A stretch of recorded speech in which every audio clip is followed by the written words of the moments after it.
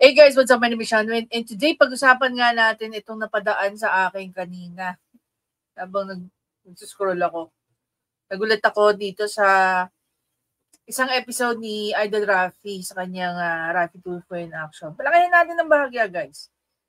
So, ayun dito, pamilya ng nabaril sa nabotas nagpatulfo. Kaya tuloy dito sa title ng ating episode today is, nagpatulfo nga ba o umepal si Tulfo sa kaso ni Jemboy Baltasar? Alam nyo, rest in peace po. Condolence po sa pamilya niya, lalong-lalo na sa nanay.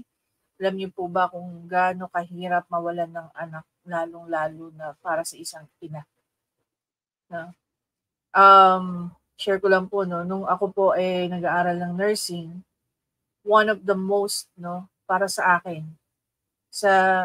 sa practice ng nursing, isa sa pinaka-nobel na nagagawa ng nursing is nakaka-assist sa pagpapaanak ng mga, syempre, ng mga nanay. Doon ko guys na witness yung hirap.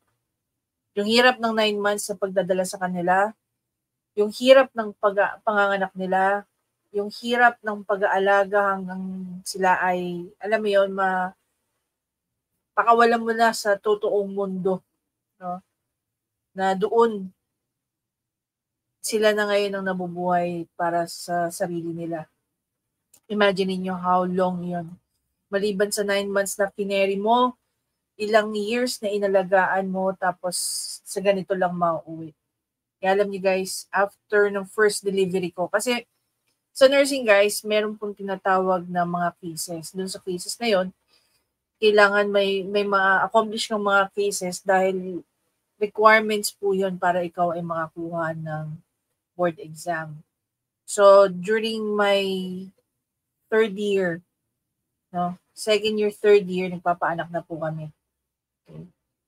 And, ang hirap, kahit para din sa amin, kasi sa Fabella, doon kami nag-aano ng mga cases namin. Sa Fabella po, para pong panadirya doon. Non-stop po ang paglabas ng baby. Every hour, may 8 hanggang 14 na batang ipinanganak. Kasi pag dinala ka na sa DR, sa delivery room, 1 hour ka lang mag-stay doon, kailang mga anak. Ganun ang sistema. Maximum kalimitan pa yung mga ibang nanay na pumupunta doon, halos hindi na umaabot sa table. No? Para mga anak. Pero nga po kami isang case na nasa wheelchair. Nanganganak. Hindi na namin lagay sa Anyway. So, nakikiramay po tayo talaga dun sa, lalo-lalo na dun sa mami niya, sa nanay. No? Imagine mo, OFW ka, tapos, if I remember it correctly, medyo may problema pa yata sa papeles yung nanay. TNT daw sa Qatar. Imagine mo yung anxiety na yan, yung iniisip mo, paano ka hindi mahuhuli habang ikaw ay nasa ibang bansa, habang nagpapadala ka ng pera para mabuhay mo yung pamilya mo, tapos ganito lang yung mangyayari. Anyway, doon ako medyo nagkaroon ng ngit-ngit. Kasi ang tanong ko dyan, bakit kailangan magpatulfo ng pamilya nito, knowing yung spotlight ay naibigay na sa pamilya mismo ng mga news? Bakit? Kung ito guys ay 11 days ago, okay? Kung ito ay 11 days ago, itong mga news na to 2 weeks ago, meaning 14 days ago. So after 2 days, lumapit ang pamilya ng napatay na si Jemboy Baltasar. Bakit? Hindi ba kayo inaasikaso? Ito din, 2 weeks ago. 14 days ago. So ang tanong, lumapit ba o umepal si Rafi Tulfo? Kasi ang point ko dito guys, sana nire-respeto natin yung pamilya. Lahat po ba, ito another question ko, lahat po ba ng namamatayan lumalapit kay Rafi Tulfo at nagiging episode ng kanyang programa? O it's because sensationalized lang tong issue na to? Kaya binigyan nila ng pansin. Ang pinaka-point ko rito, guys, respeto sa pamilya. No? To think nag-offer ng tulong. Sa pagkakaalam ko, nag-offer ng tulong ang OWA. So ano pa ang kailangan dito ni Raffy Tulfo para pumapil siya? And not only that, eto pa. Diba? Kaka-upload lang po niyan kahapon. No? 1 day ago, 11 days ago, tapos nangyari yung barilan 2 weeks ago. Hindi ba pwedeng palagpasin ni Raffy Tulfo yung mga ganitong bagay bilang respeto sa pagkamatay ni Jemboy Baltasar? Kailangan pa ba ng further financial assistance ng pamilya ng tao? Bakit? Si Jemboy ba, siya ba yung breadwinner ng pamilya? Di ba nangingisda din naman yung tatay? Ngayon kung pupuntahan natin to, ang Philippine Star binibigyan ng premium si Raffy Tulfo. Nakakalungkot at the same time, nakakainit ng ulo matapos po marinig sa chief of police at sa mag-anak yung pangyari. Kung agad-agad pala na itakbo sa ospital itong si Jimboy, sana nabuhay pa siya. Kasi after na mabalid siya nito mga hinayupak, yung mga pulis na ito, pinabayaan na siyang lutang-lutang doon sa tabi, sa ilog. And then it took 3 hours bago siya napadal sa ospital. Patay na talaga. Saka magpapatawag po ako ng Senate investigation and aid of legislation para malaman yung katotohanan. Kasi nga po, itong mga pulis, walang gustong umamin. Walang gustong umamin. Kasi kung walang aamin at hindi makakuha ng witnesses at ebidensya, delikado baka ma-absorb ng lahat. Pero so far, maganda naman yung development dahil sabi ng Chief of Police, sa ginawang forensic doon sa mga baril, 4 na baril daw ang pinaputok, yung 6 nandoon, at yung 2 9mm, 2 Armalite. So, it's just a matter of time na malalaman natin i-cross-match kung kaninong baril yun na pinaputok. Nakakainit ng ulo sa akin kanina dahil noong pinapaparapin test ng Chief of Police yung investigator, pinapaparapin test yung mga 6 na sangkot doon sa supposed to be sa crime, ayaw gawin ng investigator. So, doon pala may kita yung sabuatan. So somehow, sa ipapatawag ko na Senate hearing, Senate investigation, palulutangin ko kung sino yung talagang may kagagawan, sino yung mga nagpaputok ng baril. Kasi 6 sila, so far ngayon, parang 4 ang nagpaputok. Okay guys. Here's the thing. Si Raffy Tulfo, senador. Yung pinaka mandate lang para sa kanya is gumawa ng batas. If I remember it correctly, na-discuss to ni Coach Jared kagabi. No? Nung nagbigay siya ng komentary doon sa isang post ni Raffy Tulfo. Okay? Ni-request ko po yun kay Coach Jared. Ni-request ko yun. And ayun, thank you pala Coach Jared dun po sa mga hindi po wait lang hanapin natin si Coach Jared. Dun sa mga hindi pa po subscribe kay Coach Jared, pasyalan niyo po ang kanyang saan ba yung Ito yung episode ni Coach Jared yesterday na diniscuss dito ni Coach Jared kung ano lang ang mandate or ano lang ang pwede at dapat gawin ng isang senador. No? as a member of the legislative branch of government. Tagagawa lang po sila ng batas. Nag-i-investigate lang po sila, nagpapatawag po sila ng hearing, gaya nga ng lagi niyang sinasabi, in aid of legislation. Ultimo nga po kami, or mga lawyers, or mga judge, or justices, wala po kaming karapatan, no? Na manghuli. Wala kaming karapatan na sabihin just in a snap of our finger without going through the process. Excuse me. Na sabihin lang namin, gaya ni Raffy Tulfo, bakit hindi ka naka-uniform ng kulungan, ng preso? Bakit ganito? Bakit ganyan? Bakit ganon? Ayaw umamin. Lahat po yan may pinagdadaanan na proseso. Kasi hindi po tayo pwedeng magbintang lang dahil may nagsabi na siya yung bumaril. Diba? And guys, napakaganda rin po ng channel nito ni Coach Jared. Please don't forget to subscribe sa kanyang channel. Anyway, balikan natin si Attorney Claire. So may maganda nga ritong nakuha si Attorney Claire na diniscuss niya yung part ng pangingialam ni Raffy Tulfo. Na kung magsalita dito sa interview niyang to, na pinakita lang natin, akala mo, alam na alam niya ang pinagsasabi niya. So, again, just like what, the normal day, let's learn something from Attorney Claire. Yan, sa araw-araw,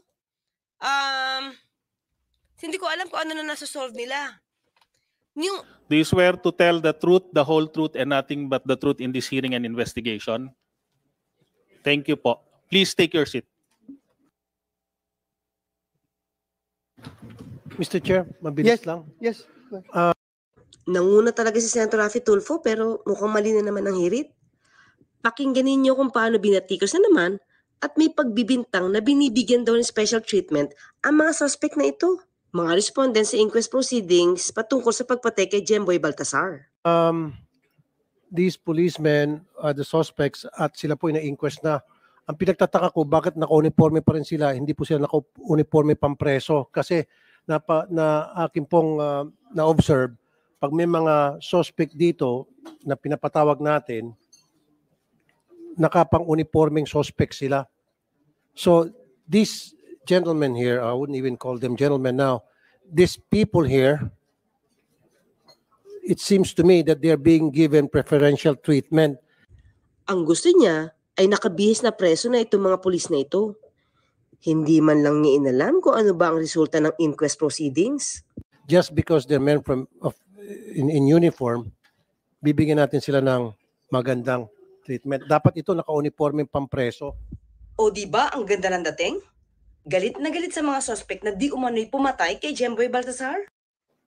Kasi last time, at alala ko sa Coast Guard, di ba? Yung may lumubog na barko. Yung kapitan ng bangka, lumubog na bangka. Yung kapitan ng bangka, naka-uniforme ng pampreso. Samantalang equally, yung suspect din sa panig ng Coast Guard, na kinasuhan din, naka-uniforme pang Coast Guard. Dito nakikita natin, hindi pantay ang batas. Ang bilis gumana ng utak basta sa pagbibintang sa isang government agency. Dapat to pinag-uniforme ng preso. What is the practice of the PNP? Ito guys, yung pinaka-disappointing part kay Senator Bato de la Rosa. Alam niyo, super gusto ko siya dati dahil connected siya kay PRRD. Pero ang dami niyang, I'm not even sure if ito yung mga right words to use for him. Ang dami niyang katangahan, ang dami niyang kabobohan na ginagawa. Senator Bato, hindi namin kailangan ng sobrang bait. Kailangan namin ng taong maalam sa kanyang ginagawa. And nagiging questionable para sa aming lahat. Na paano ka naging PNP chief?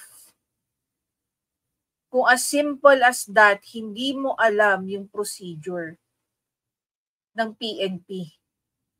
Maliban dyan, Yung mga ganitong procedures, I'm very sure you should know that by heart. Kasi sa maraming panahon, at one point in your life, nadaanan mo yan. At napaka-imposibleng hindi. Diba? Ano nakalagay sa protocol ng PNP pagdating dito? Are they already dismissed from the service? Not yet. Not yet, sir. Not yet. So, but they are already charged. Naka-inquest ito sila ngayon. Yes, sir. Saan sila nakakulong? Ito naman si Senator Bato, dapat alam na niya yan. Dati siyang PNP chief. Susmi, Senator Bato, hindi mo man lang inalam ang update sa kaso ni Jemboy. At hinayaan mo na naman si Senator Raffy Tulfo na magsalita ng ganyan. Okay, pagdating dito. Alam nyo, that's another thing, We're very sure na Senator Bato de la Rosa knows better. Mas alam niya yung mga ganyang bagay more than kay Raffy Tulfo. Kasi si Raffy Tulfo, even sa RTIA, ang ginagawa lang yan, idadial yung number ng hepe at kung parang batang nagsusumbong at naghahanap ng kakampi. Ngayon, yung mga taga-PNP kasi, imagine niyo guys, going back lang sa ilang taon na nagre-reaction kay Raffy Tulfo. Wala akong maalala na may mga pulis, yung mga nasa taas na sinopla si Raffy Tulfo kahit mali-mali ang kanilang proseso. Hindi, syempre ngayon mas lalo na natin naiintindihan dahil available na po sa internet ang mga ganitong klase ni Atty. Dibayan, ni Atty. Claire, ni Coach Jarrett, diba? Ni Teacher Mark, ni Kaayo, at kung sino-sino pa na nagbibigay ng reaksyon. Apart from that, nag-i-impart ng tamang proseso ng knowledge para lahat tayo mas lalo natin naiintindihan itong mga bagay-bagay na ito. Paano kung wala itong mga taong to? Patuloy tayong nagiging tanga, naniniwala sa mga maling sinasabi ni Raffy Tulfo. Are they already dismissed from the service? Not yet. Not yet, sir. Not yet. So, but they are already charged. Naka-inquest ito sila ngayon. Yes, sir. Saan sila nakakulong? Alam niyo guys, may kaklase akong inspektor. Pagdating sa criminal law, ang galing niya. Hindi ko alam kung anong rango niya. Mas magaling pa siya kay Bato de la Rosa na naging PNP chief. Sir, the status of the case, the prosecutor is here with us, sir. Good afternoon. Yes, ma'am. Yes, sir. Mr. Chair, the 6 police officers were charged for reckless imprudence resulting to homicide. They were inquested on August 3. And the resolution of the inquest prosecutor, Mr. Chair, is that the case is considered for further investigation. Hence, the 6 police officers were released from custody. Considered for further investigation. Hence, the 6 police officers were released from custody. Considering, Mr. Chair, that the charge is reckless imprudence, it is and considering the release order issued by the inquest prosecutor, they are not in the custody of the law, Mr. Chair. Clear. So, Okay. yes, go ahead, Senator Tulfo. Okay na.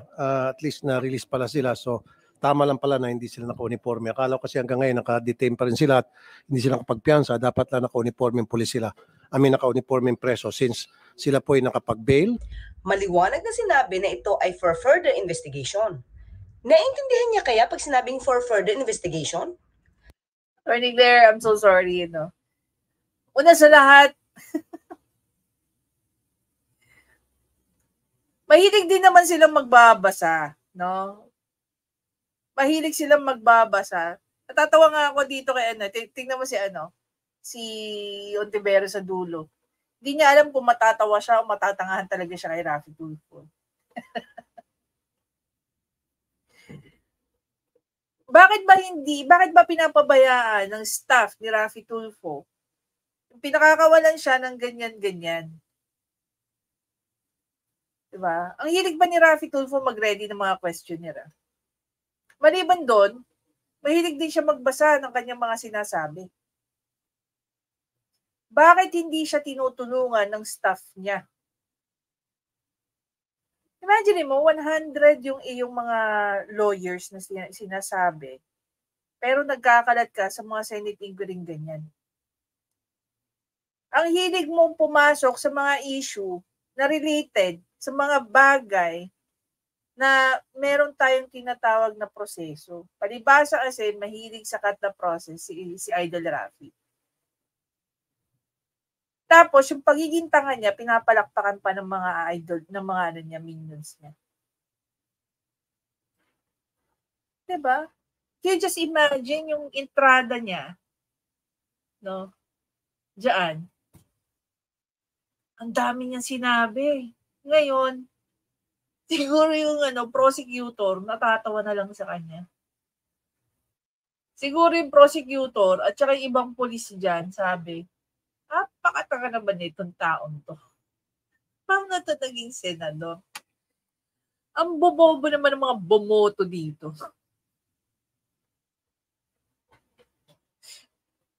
Alam mo siguro, no? Ito, siguro gaya ng ginawa niya sa isang prosecutor dun sa kanyang programa. Diba? Naalala niyo yun? Yung nilecturean niya yung prosecutor, siguro kung ito nangyari sa RTIA, baka nilecturean na naman niya tong prosecutor na to. Diba? Kinain ng lupa rito si Raffy Tulfo. Kasi may binanggit siya about bail. Kapag for further investigation, ibig sabihin wala pang kaso at hindi pa kailangan mag-bail. Dito lumalabas na parang kaya nakalaya ay dahil nag-bail o nagbigay ng piyansa. Preso since sila po ay nakapag-bail o release for further investigation. Release for further investigation. Then okay lang pala silang wala pa pong naka-file sa court. Okay na po ako doon. Okay. Nung nalaman niya yung katotohanan, parang naghuhugas kamay na siya sa kanyang mga okay na daw siya doon.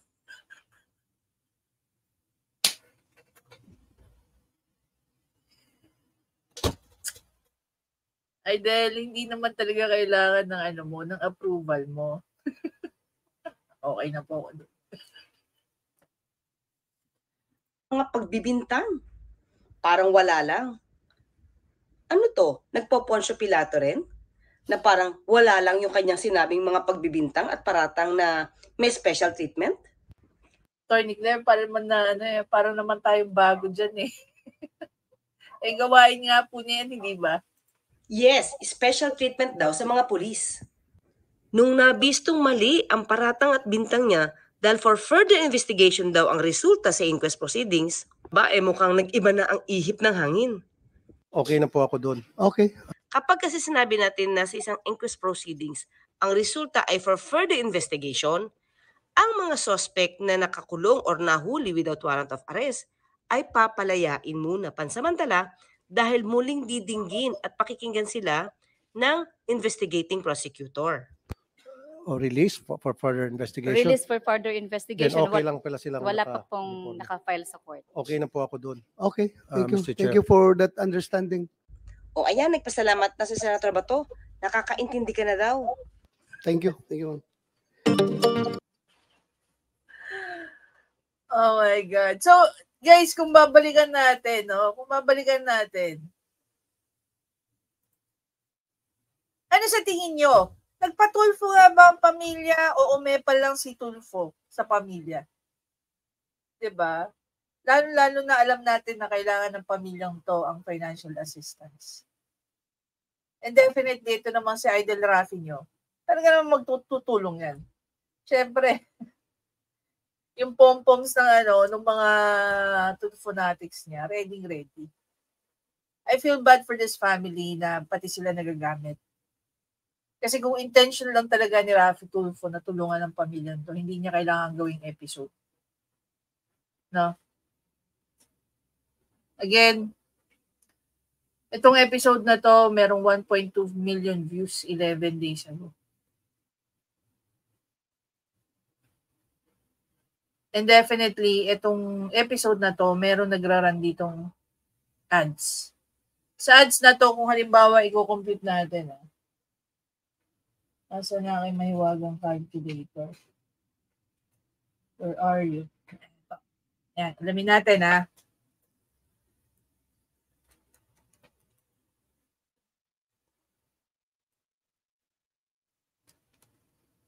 $1,200, $1,200. No? Nabawa na lang times natin $2. So kahit pa paano guys, yung video na yan kumita ng $2,400. Approximately, no? Times natin guys ng 56. Approximately, ito yung kinita ng video na yan. So hindi natin alam exactly kung magkano yung RPM niyan per kasi the way kang kikita guys sa YouTube is per 1,000. Every 1,000, kikita ka ng certain amount of dollars. Like, halimbawa, ang RPM mo is $1. Ito nga, $2 na lang to eh. Diba? So, kung 1,200 times mo ng $2, so approximately meron kang $2,400 dyan sa episode na yan. Ngayon, i-multiply natin ng 56. So just for this episode, kumita si Idol ng 134,000. Diba? So, asan ang public service dyan? Binigyan ba ang pamilya ni Jemboy ng 134,000? Diba? Yun lang pinopoint ko, guys. Respeto sana sa pamilya. Respeto sana sa namatay na hindi na kayo ginamit pa. Ginawang episode. Kung nagpa-hearing sila sa Senate, which is good, dapat makulong kung sino ang dapat makulong. Pero sana hindi na pinagkakakitaan pa. Hindi na ginagawang episode ng programa na walang kinalaman sa public service niya bilang isang senador. I hope you get what I mean. No. Anyway guys, again, maraming salamat sa panonood. Attorney Claire, again, maraming salamat po sa pag-share nyo ng knowledge tungkol dito po sa tamang proseso. Pag kayo po ay na-inquest, ano po ba mga mangyayari? At hindi lang po bail kung bakit ka temporarily napapalaya. Okay? And another thing, I think, I'm not 100% sure, I think today is Attorney Libayan's birthday. Happy birthday po, Attorney Libayan. Pagpatuloy niyo po ang inyong adhikain, nandito lang po kami sa inyong likod. At maraming salamat dahil kayo po ang nag-umpisa ng lahat ng ito. Kahit kami nagre-react before kay Raffy Tulfo, pero hindi as lalim as kung paano ka nagre-react sa kanya because meron na pong nakadikit na batas para lalo nating maintindihan na marami ng mga batas na ba-violate itong si Idol Raffy. And syempre, maraming salamat din kay Attorney Claire for being one of those people na talaga namang ini-educate ang maraming Pilipino at malaking tulong po yan. I'm very sure sa daily life ng commoner na gaya natin, no? Na hindi naman mga lawyer pa, marami tayong natututunan at pwede natin i-apply yan sa ating pang-araw-araw na, whatever it is that's happening in our lives, pwede natin i-apply yan. Anyway guys, again, maraming salamat. I'll see you in the next video. Bye guys.